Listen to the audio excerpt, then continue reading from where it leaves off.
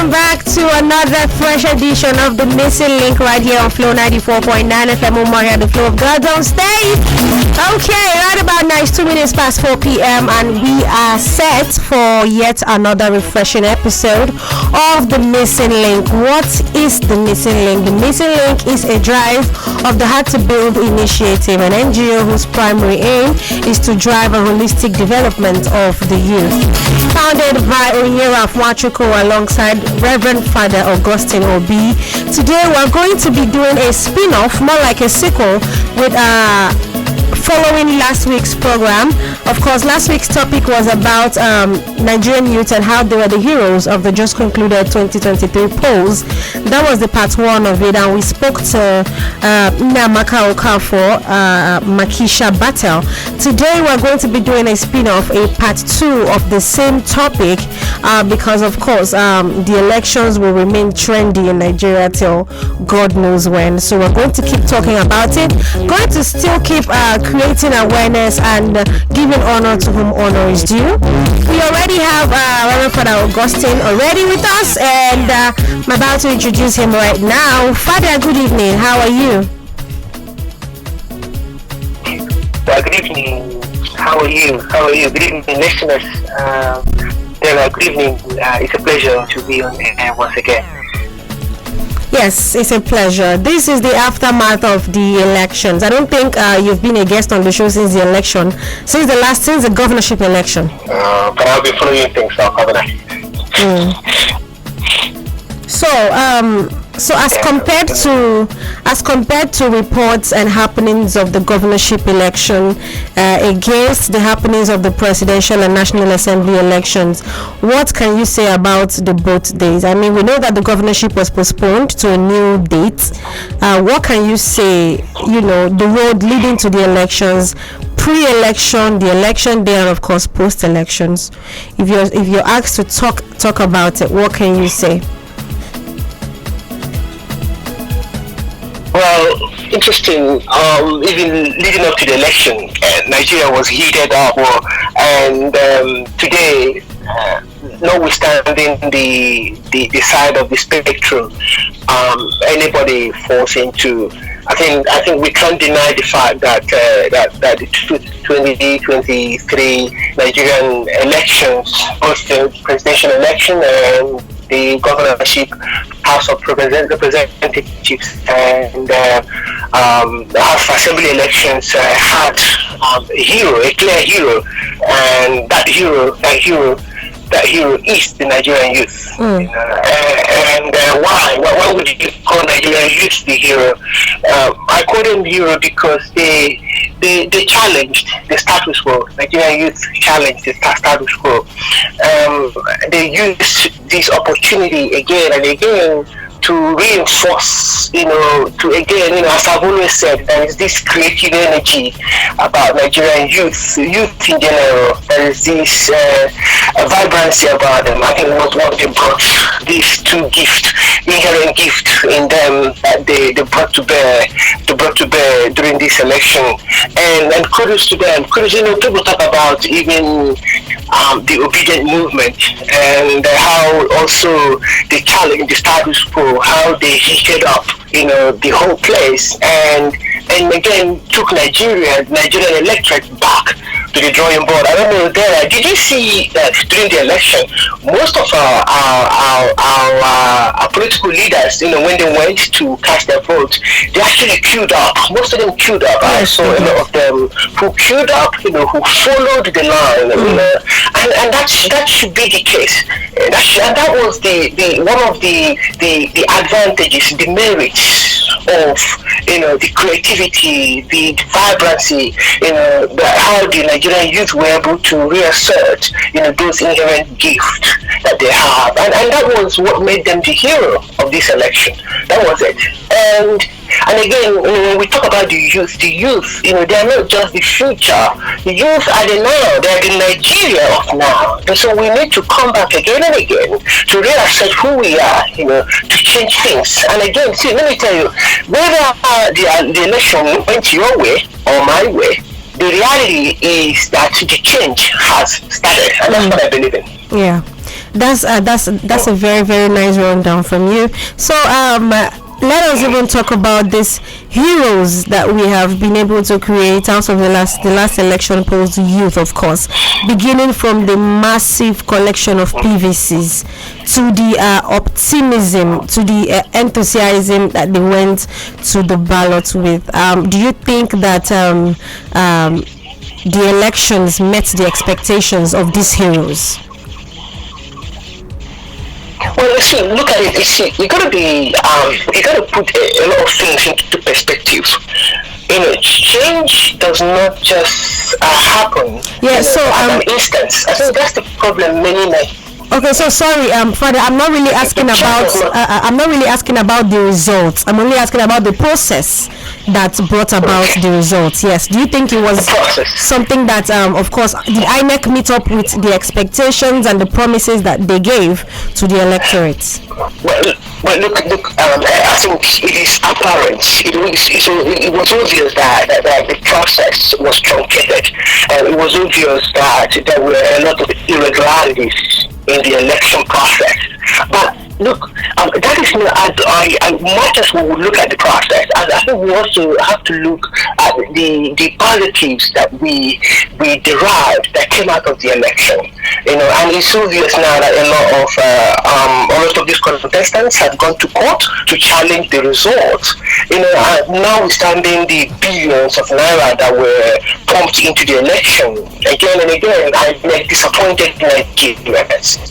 But I believe that we need to follow the rightful channel in order to challenge the election process. But as a priest, I'm always very optimistic, and that optimism takes me to again the question you asked me earlier, and that question hinges on how the collective consciousness and the political will of young people we are all directed to bringing about the new order in Nigeria. And again, we have to move forward.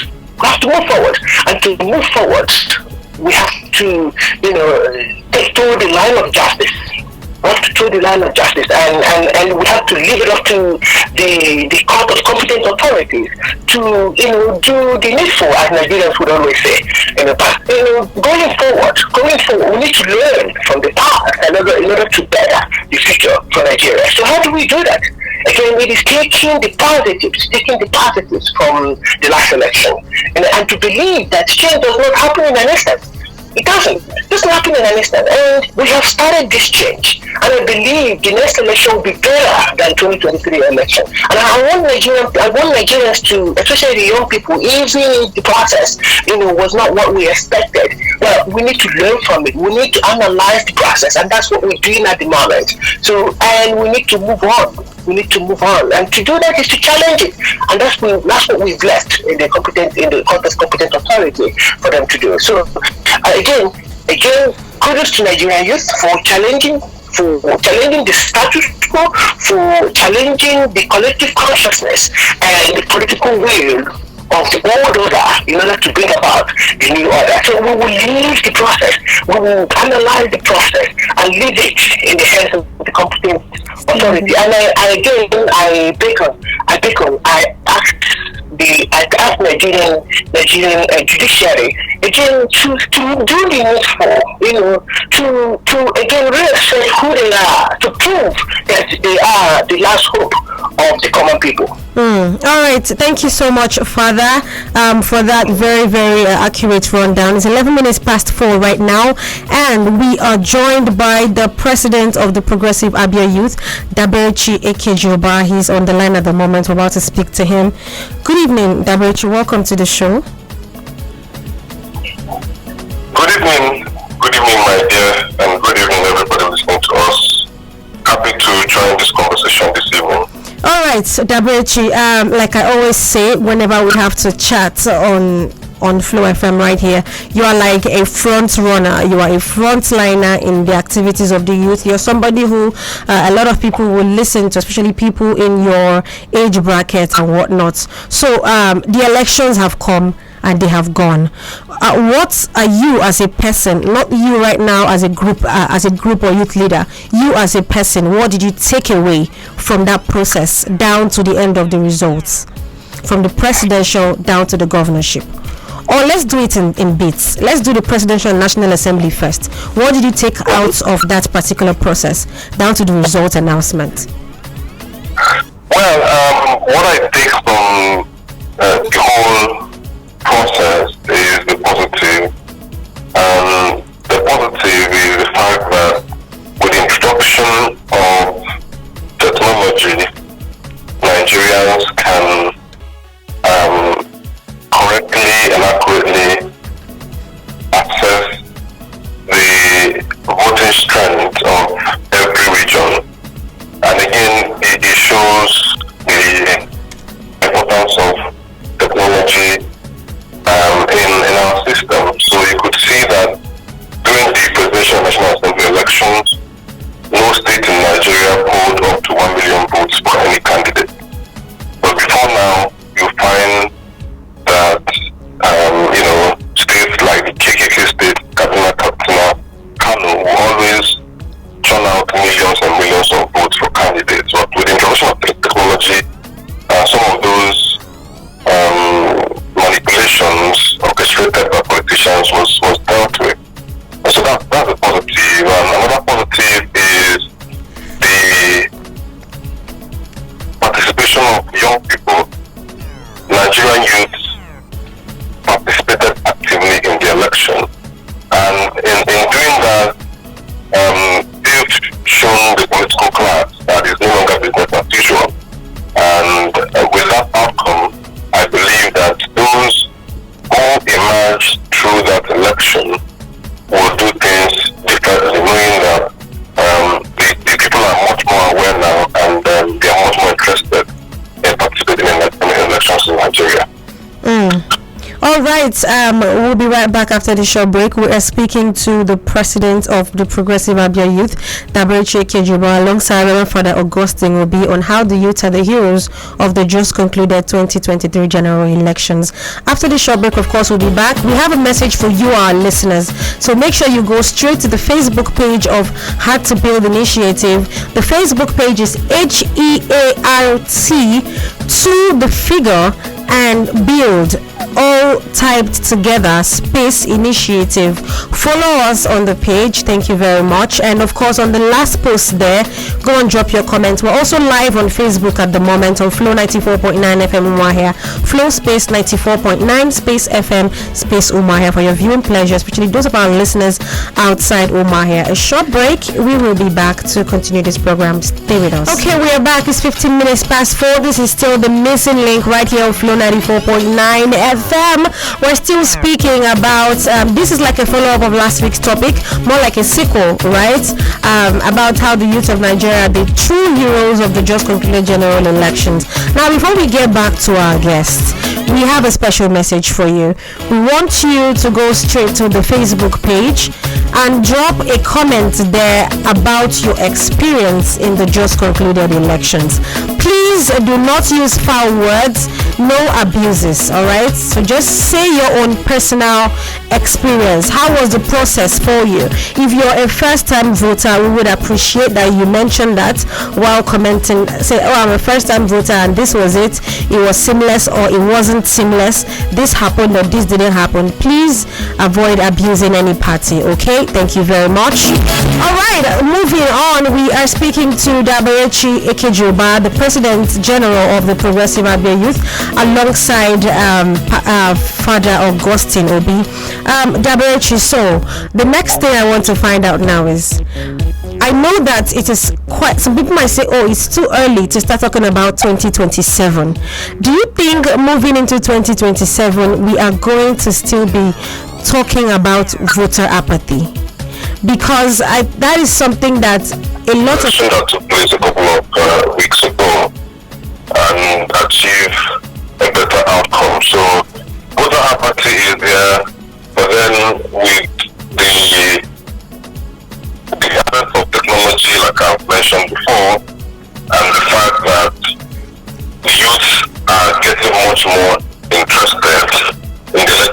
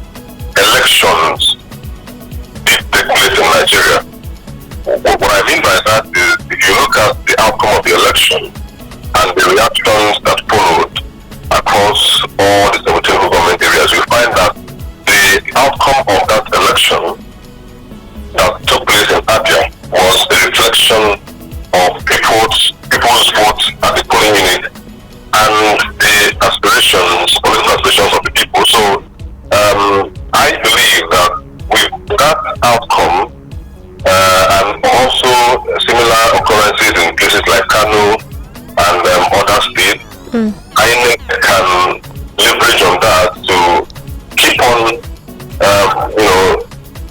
encouraging people not to give up on the process, and people can also take lessons from some of these outcomes to prepare better for 2027 and participate much more effectively than they did in these three elections. All right. So on to your callers right now. The phone lines are open. You can call in live in the studio and share your experiences of the just concluded general elections. I'm particularly interested in those of you who are first-time voters. I mean, I know that I met a lot of them at different polling units. People who are in their 30s, in their 40s, and they're voting for the very first time. I would want you to call straight into the studio, call us live. Tell us your experience, whether it's the presidential or the governorship elections, whichever one it is that you voted last month and this month. Let us know your experiences. 0808 1826949 or 08116052 Take that again, 0808 1826949 or 08116052 Remember, when you share your experience live in the studio, you are eligible to win one of the tickets of the launch at Daily Feast Foods. Daily Feast Foods is sponsoring 2 launch tickets. So if you call us in, do make sure that you have a Facebook page. Very important. One of the criteria. Hello. Hello. Good evening. Welcome to the show. Good evening. Yes. Who am I speaking to? You're speaking to Canada. All right. Go ahead.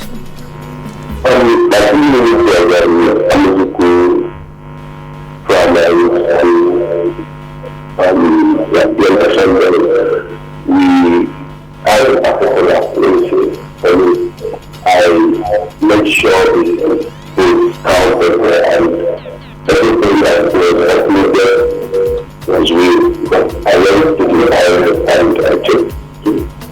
So when I did everything was taken. The regular results were posted and it's on time after that.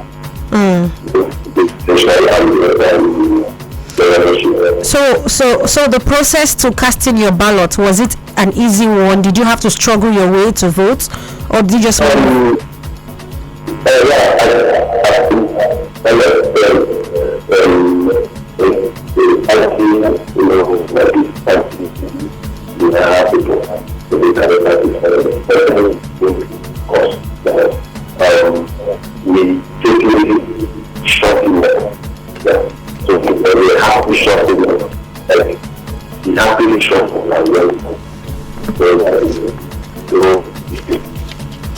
Thank you so much for that very, very wonderful one. I like the fact that you even stated your polling unit.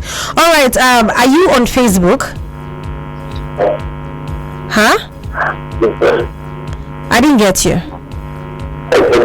Okay, what's your Facebook name, please?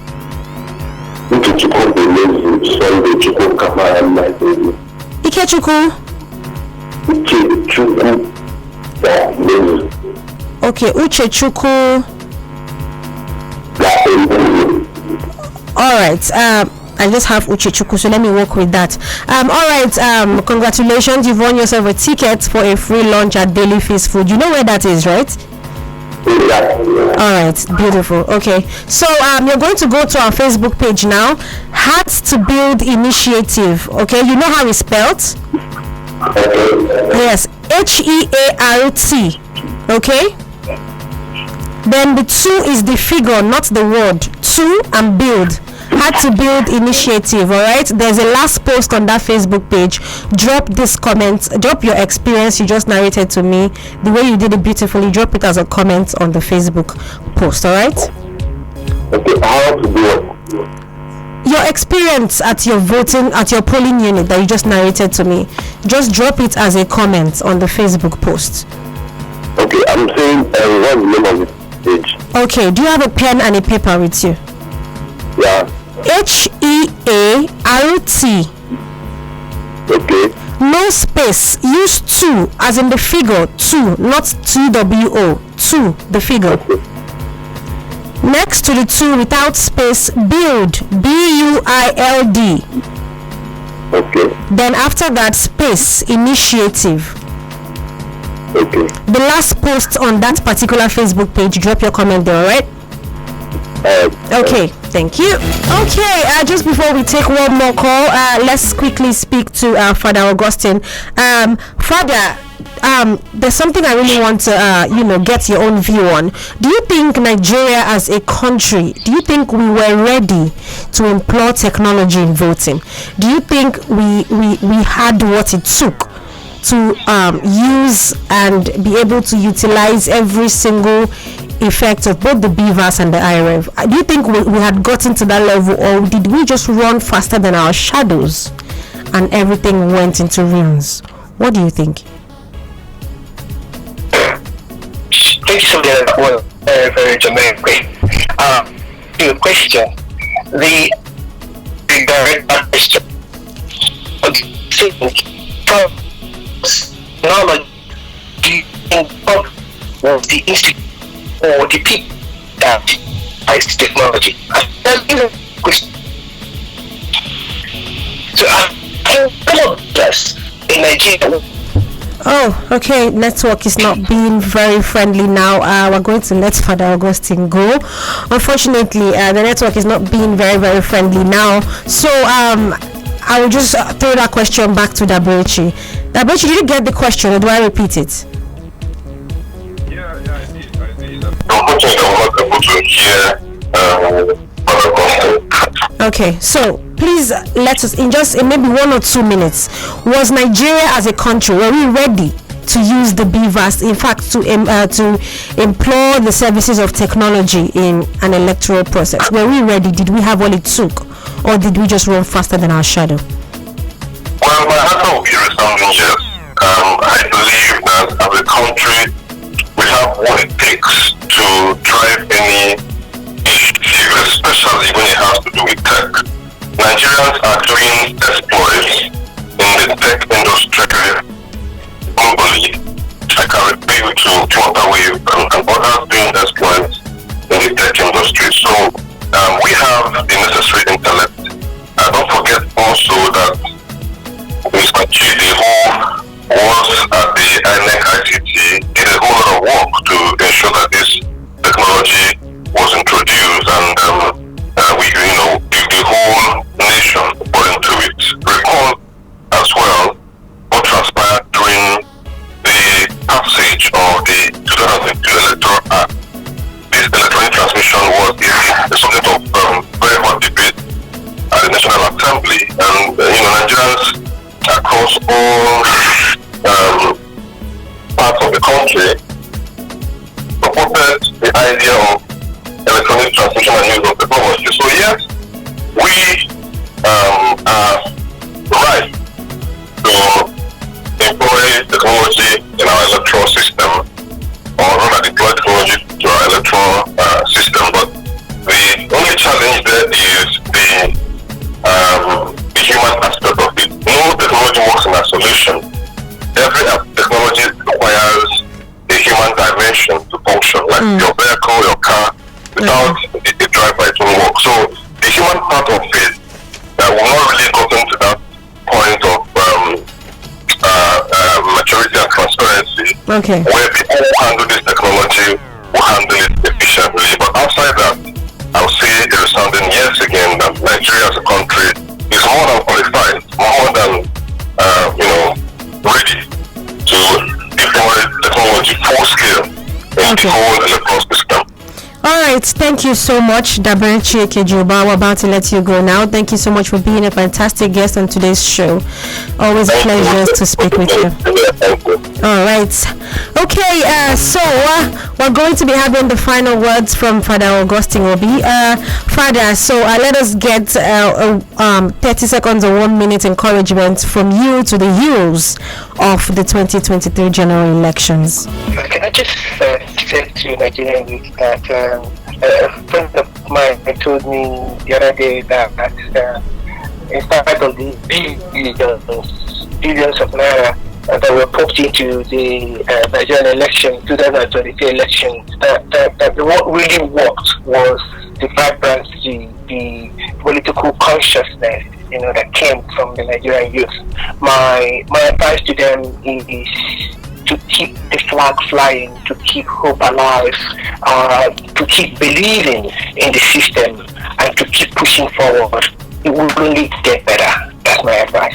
All right, thank you so much. Always a pleasure speaking with you, Father Augustine. We do have a wonderful day ahead. You too. Thank you so much. Thank you so much. It was a pleasure once again. All right, so we're about to draw the curtains right now. We've far spent the time already, but we have one winner for the slot. But because of time, the second winner will be picked randomly. So what I urge you to do is, everybody right now, you have an equal chance at getting the second ticket. So go straight to the Facebook page, race there, drop your comments about your experience at the just concluded general elections. The Facebook page is HEART2 the figure BUILD, all joined together, and then space initiative. Like the post, like our page also. Thank you very much, and drop your comments there on your experiences of the last general elections. You'll be selected randomly. My name is Dara. Until next week Saturday, it's a very, very wonderful weekend wish from I and the Hard to Build Initiative family. Do have a wonderful weekend.